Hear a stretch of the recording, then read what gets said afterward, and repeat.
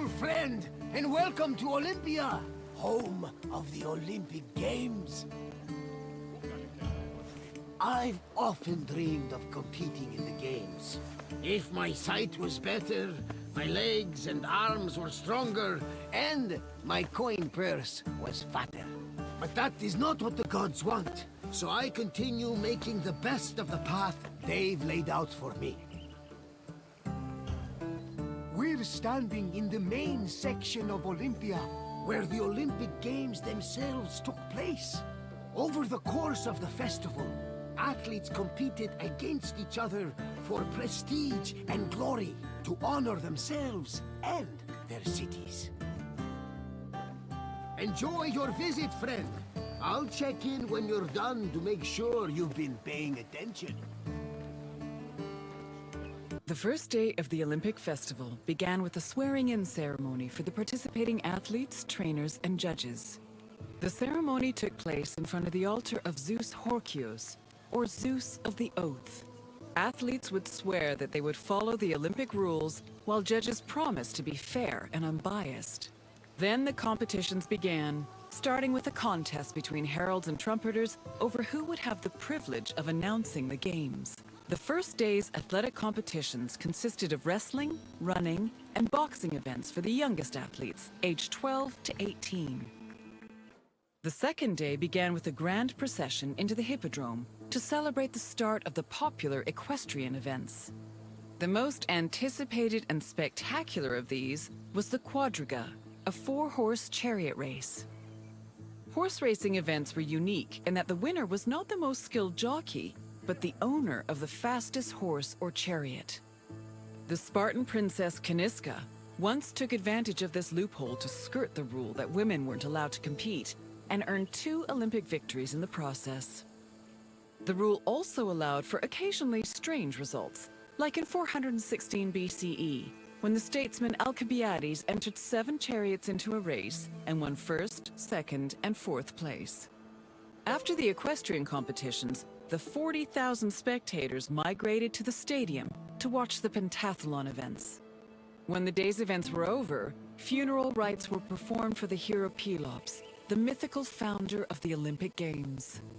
The night ended with a celebratory feast and a great parade in honor of the day's victors. Victory at the Olympic Games was one of the highest honors a mortal could achieve, and there were several ways to immortalize that honor. Some athletes had statues erected of themselves, while others commissioned poets to write them victory odes. Oral tradition was very important to the Greeks. These odes, called eponychia, were often composed by the finest poets in the land, such as Pindar, Simonides, and Bacchylides. They were usually played at banquets and celebrations attended by the triumphant athlete or upon his departure from Olympia. The pentathlon took place at the stadium on the second day. As its name implies, it was made up of 5 events: discus throwing, javelin throwing, jumping, racing, and wrestling. There are several differences between the ancient version of events and their contemporary counterparts. For example, ancient long jumpers held weights in their hands to give them momentum to launch, since there was no run-up before the jump. Similarly, if an athlete won the first 3 events, they were immediately declared the winner, instead of being judged by their overall performance in all 5 events. Running events work the same as they do today, with the notable exception of all the athletes being nude. As for wrestling, competitors were not divided by weight class as they are today, but instead by age. The winner was the first to throw his opponent to the ground 3 times. Day 3 started with the most important event of the festival. A procession of Hellanodikai, ambassadors, competitors, and animals made their way to the great altar in front of the Temple of Zeus. The animals were then offered as the official sacrifice of the festival. The afternoon of Day 3 was dedicated to foot racing events. Running was the oldest event of the Games, and in fact was the only event at the first Olympics. The main race was called the Stadion, which was a sprint of around 180 meters. The winner was granted the honor of lending his name to the 4-year period between the Games. This period was known as the Olympiad. The 4 years that followed the first games in 776 BCE were known as the Olympiad of Coroebus of Elis, the first Olympic champion. Once all the competitions were over, a public banquet was held in the Prytaneion to celebrate the day's victors. Day 4 was mainly for combat events. Wrestling matches were held in the morning, followed by boxing and pankration. Pankration was a no-holds-barred mix between wrestling and boxing. Almost all moves were permitted, except for biting, poking the eyes or mouth, and striking the genitals. The event was very popular, and it was seen as the ultimate expression of strength and technique. Later on in the afternoon, there was a unique racing event called the Hoplitodromos, or Race in Armor. In this event, competitors wore a helmet and held a shield to simulate running in the battlefield. The Hellenodikai, or judges of the Greeks, were both the game's adjudicators and their organizers. They hailed from Elis, the city in charge of the sanctuary of Olympia, and new judges were elected each Olympiad. They had several responsibilities. Before the game started, they decided which athletes would be allowed to compete and supervise their training. They also drew lots to make the competition brackets. During the games themselves, they picked the winners and kept an eye out for foul play.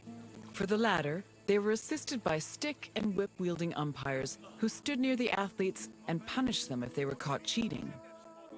Victory in Olympia was one of the most prestigious honors in all of Greece. Not only would victors be showered in glory in their home city, but their names would be known across Greece. The temptation to glory led some athletes to break their oath to Zeus and cheat. This could be dangerous, as there were many possible punishments should cheaters be caught. They could be disqualified and fined, or if they were caught cheating during a match, they would be beaten by nearby umpires. The most powerful deterrent of cheating, however, was shame. At the foot of Mount Kronios, and on the way to the stadium, were a group of bronze statues called Zanes, the plural of Zeus. These statues were inscribed with the names of the cheating athletes, how they cheated, and the fine that was imposed. The Zanes, which were funded by cheaters' fines, were strategically placed to be highly visible. Individuals or even entire cities could be found guilty of cheating. The Prytaneion was the administrative center of the cult of Olympia and the Olympic Games. The building housed the sanctuary's priests as well as the game's officials. It was also used to stage the grand banquet held on the evening of the third day to honor victors. It also had a sacred function. Its central chamber was the location of the Fire of Hestia, a sacred flame that burned day and night. This fire was used to light the other altars around the sanctuary. This practice may have partially inspired the modern tradition of carrying the Olympic torch.